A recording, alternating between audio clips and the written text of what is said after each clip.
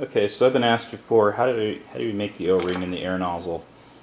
I don't suggest it if you have a clear see-through air nozzle and you can see that it's not thick.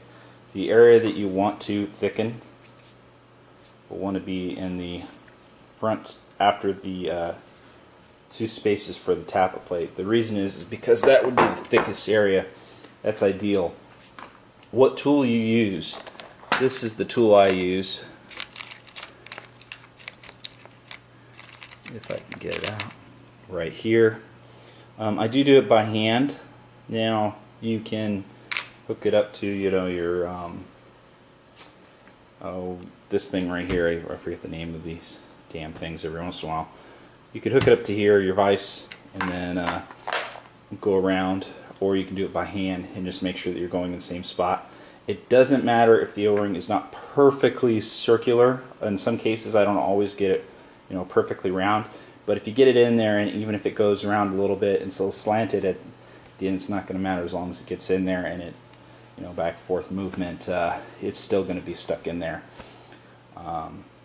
If the air nozzle's thickness in the back, you could carve out the back, put it on the cylinder head, push the air nozzle down, and with some super glue on the air nozzle, just the tip area, it will super glue it inside.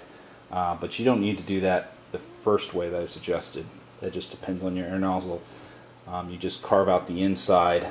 I go about medium speed, maybe 10, sometimes 15, and just carve around and around.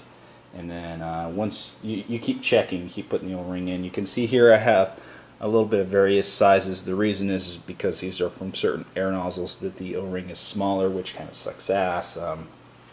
You know, you buy your O-ring air nozzle and you can't just replace it with O-rings because they're different sizes.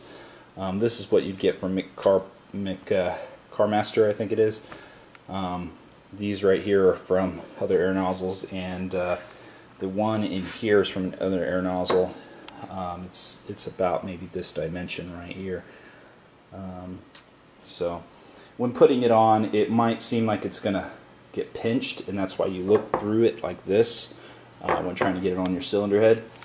What I suggest is taking some sandpaper, like 180, and then take your cylinder head with the tip of it and just sand it down like this and rotate and sand down. And what that does is it makes the end of your cylinder head cave in a tiny bit.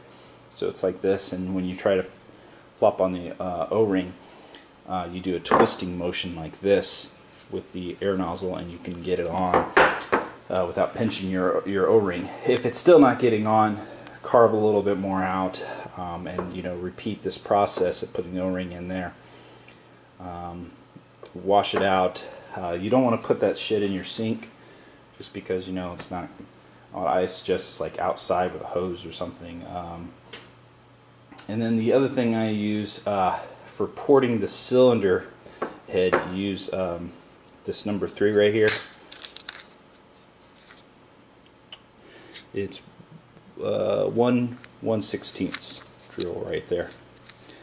That's going to be if you're using the same Dremel or anything, you're going to need one of these, just simply because that will tighten to that drill bit. You need one of those small, yeah, that, see right there, you replace that in there, and it'll tighten to that. And then you go around, not the outside, there's going to be a little bit of it in the inside of the, it's basically like taking the O-ring and here's kind of an example. I don't want to take all that other stuff apart to show, but you wouldn't drill at the end here. You would drill in the innerish area, not too far in, because then that's where the plastic is, you know, solid. You want to be right after that, and then you want to space your holes at least 4, but I did 8. The reason for that is because with the ported piston head, it's going to return and get that air in there, and you'll sustain the air better than having the non-ported. It's just better overall. So good mod to have for both these things. And if you have any more questions about that, you know, pass them to me.